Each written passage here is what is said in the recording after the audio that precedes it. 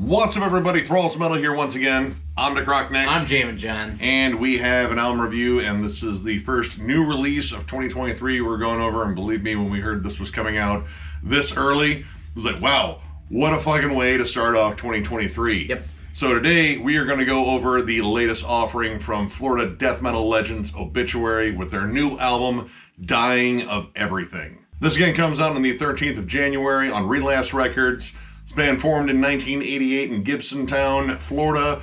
Huge part of the Tampa death metal scene, like one of the most important bands in that whole scene. This is their 11th studio album overall. Their last album, the 2017 self-titled, was pretty much them getting reinvigorated. I absolutely love that album, so needless to say, I was excited about this, but I was excited anyway because I'm a longtime Obituary fan. This is like the second death metal band I ever got into, right behind Cannibal Corpse. Thank you, Ace Ventura. I mean, yeah, pretty much what Nick said. It's Obituary. I, too, have been a long-time Obituary fan, and, you know, such a profound influence in the death metal community. I don't know what I would do without Obituary's influence in my time, so I knew that this was going to be a killer record, and I'd be kind of a fool to miss out on this, so I wasn't gonna. Yeah. And I didn't. Now, this album had been essentially done for a while, but, you know, this pretty much was the product of the pandemic. We're getting ready to release this, getting ready to do some tours on this, and then the pandemic hit, and they're like, oh, well, fuck. Right, now we can do nothing. Well. Thanks. What are we going to do?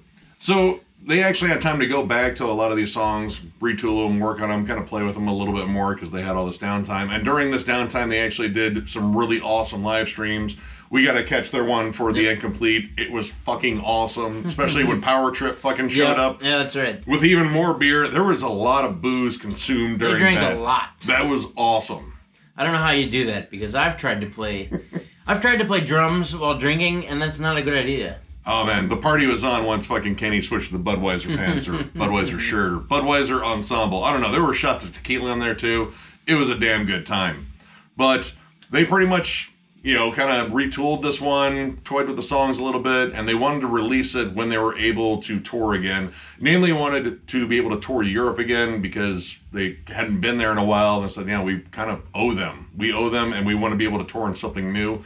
We've caught them multiple times here recently, and I've been stoked for this since they announced it, and here we are with a new Obituary album, and it's 100% Obituary. Like, unmistakably so. All the hallmarks of their sound are pretty much on display here. Kicking off with a giant opening track, Barely Alive. This song just pretty much kicks down the door to your house with a case of beer under one arm and an alligator under the other. It's just nasty fucking death metal. Yep. No intro, no nothing, just explosion of riff and all the goodness that is Obituary. No time wasted getting to anything. Just fuck you, here we are. With beer and an alligator. Record was produced by Joe Sincata. Okay, I'll just say it. I thought initially that the production was a little thin. Just a little bit. The drums obviously, I mean, it's Donald Tardy. The drums sound like Obituary drums, like they always do. And the guitar tone is great, but I thought the bass was missing a little bit. Could be just me. I don't know. It's probably just me. It definitely picks up towards the back half of the record. But I thought initially it was a little thin. I heard the bass, but it's very deep. It's very fuzzy. I mean, it just kind of fills out the sound. Plus, I mean, when you have Trevor Pierce's pretty much token Obituary tone, like he legit has a tone that is instantly recognizable because it's so swampy and evil sounding. Like there's a thickness to it, and I mean it is ever present. I love how like guitar forward this mix is, and Donald Tardy's drums sound fucking great. Yes. I believe his thing on this one is like, you know, everyone likes the sound of the drums live. I like the sound of the drums live. How can you not? Capture as much of that as you can. The way he hits that snare drum every time, it's just a thwack. Just, man, big old beefy thwack.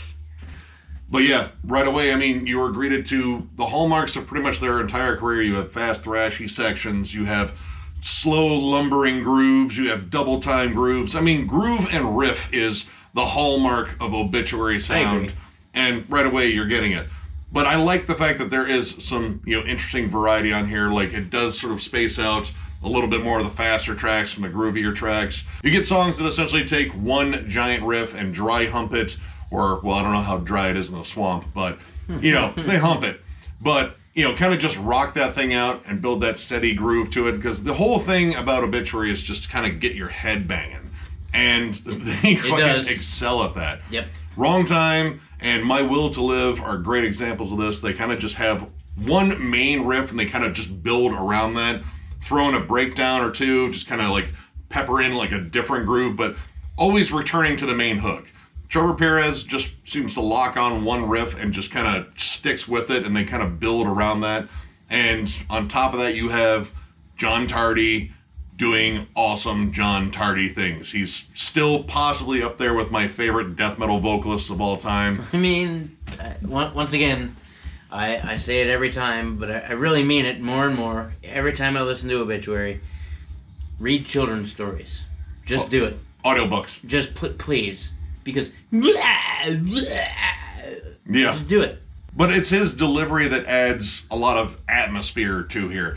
Because, you know, when you break it down, like, it is just kind of riff and groove, kind of pockets of thrash here and there, maybe a little bit of doom here and there too. But when you add John's vocals on top, it becomes even creepier and more haunting. Especially on this one versus the last one. I think they're doing more with his vocals in terms of, like, that classic layering you hear on, you know, Cause of Death and Slowly We Rot.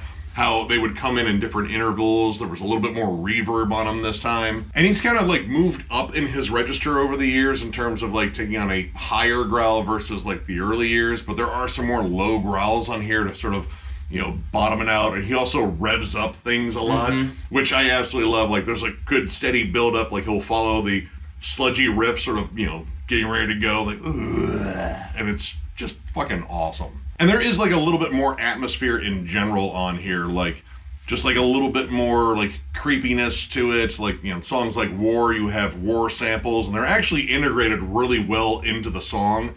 Like how that song opens with the, you know, gunfire and bombs and shit, and then slowly behind it you hear the riff start building up, the drums come in, John starts saying evil shit. About war, more than likely. Kind of taking Bolt Thrower's shtick there a little bit, but Bolt Thrower's not around to take that shtick, but Memoriam is. Anyway, it's a kind of a cool thing that they're doing there with a little bit of atmosphere, which I think was a little bit, you know, absent on the last album. That album was straightforward to the fucking face the entire time, but it was kind of missing a little bit of that creepy atmosphere that Obituary is still really known for. I think you'd be surprised, actually, what a little bit of reverb does. And in this case, there was just a smidge more of it than there used to be. And somehow that creates a little bit more present of an atmosphere than just... It just adds to everything, just that little bit. And I have to say, there are some moments in here that are possibly more brutal than they have been in a while. The breakdown on Without a Conscience is Triplet City. Like, they just drive home this chug and groove, and... I mean, chug and groove is their thing, but this comes off as just notably more brutal. Like, it is a palm-muted, syncopated chug with bad intentions for your neck and shoulders. Actually reminded me of early Crowbar. Yeah. And the song Weaponized Hate, which, I mean, speaking of Bolt Thrower, like, that is kind of like the meeting point between Bolt Thrower and Obituary there. It is double time, fucking high energy, and the breakdowns that are all over that just kind of like alternate grooves and everything. Like, it's just fucking fun, but I mean, it's just instantly headbangable. There's a pronounced fucking hook. And one thing that I like on here that I think really adds to it is Kenny's lead work.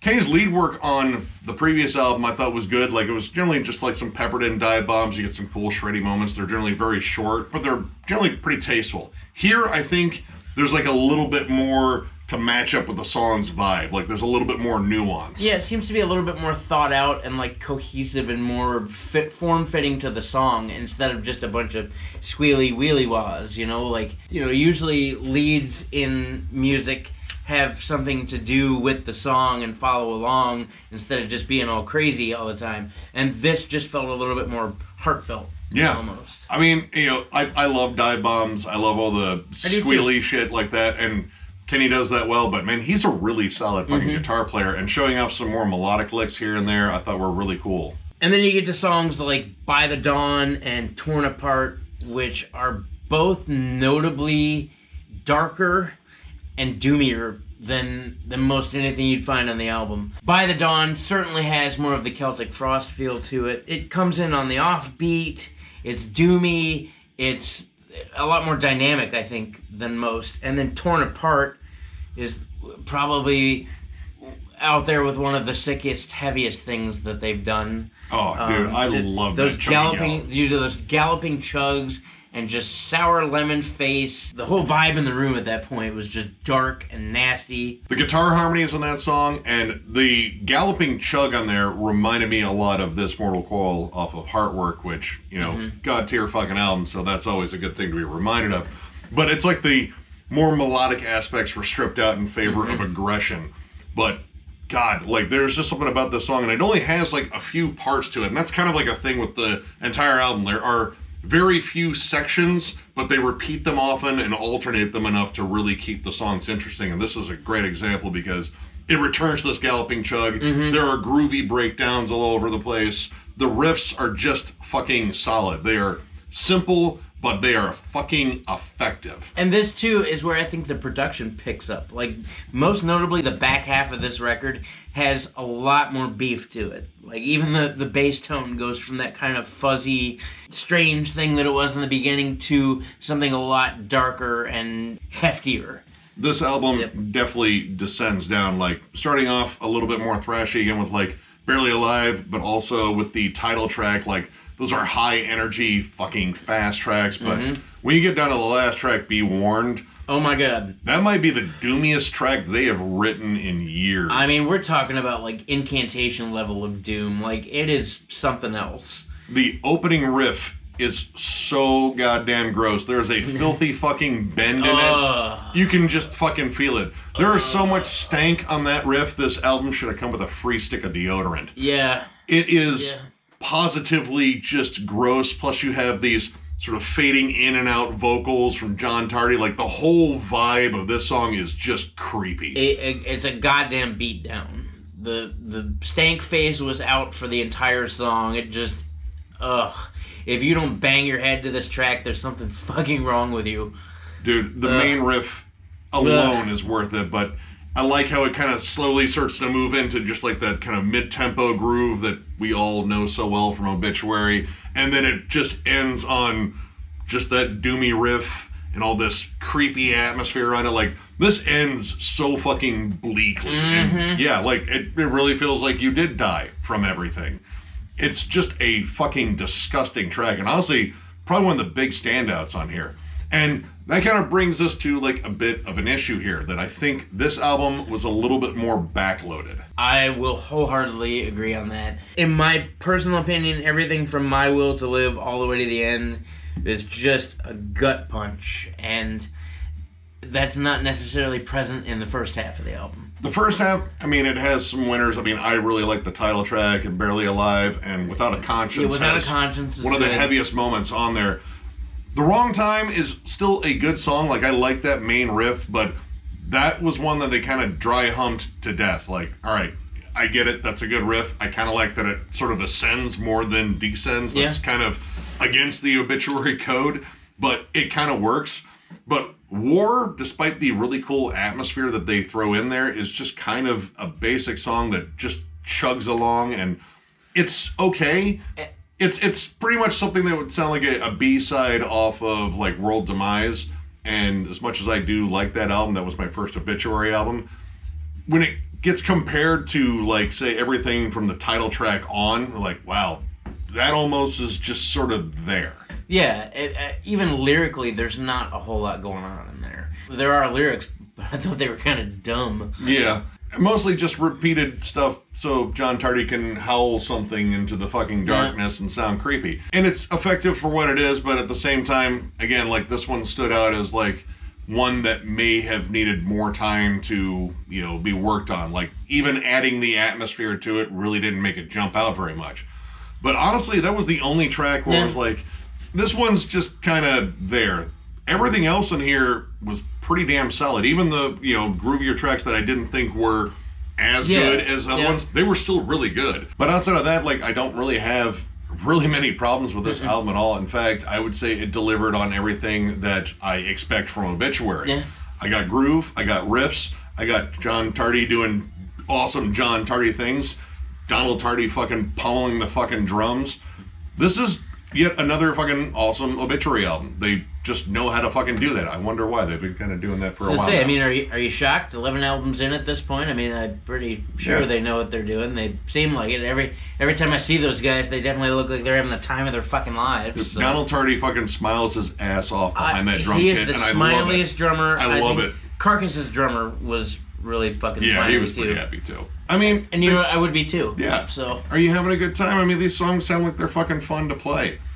But yeah, overall, I gotta give this 4 stars. Like, this is a fucking another awesome Obituary album.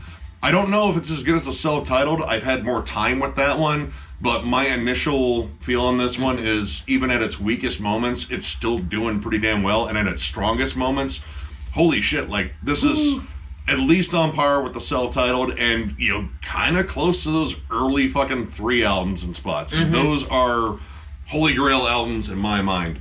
If you love Obituary, you will fucking love this album. If you don't love Obituary, you won't. And I don't know why you're watching this review then.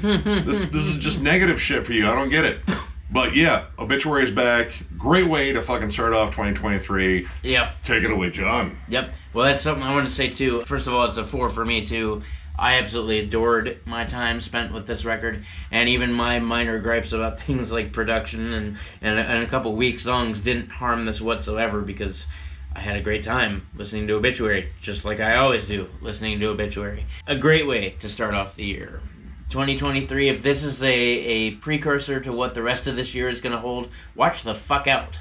Because Obituary sure brought it. Again, the last half of this record, even though there may not have been a couple things I agreed with in the front half, the back half will beat the shit out of you. And I think that was the goal overall. They do touch a little bit on classic Obituary for sure, especially in The Wrong Time. Oh. That's very classic Obituary.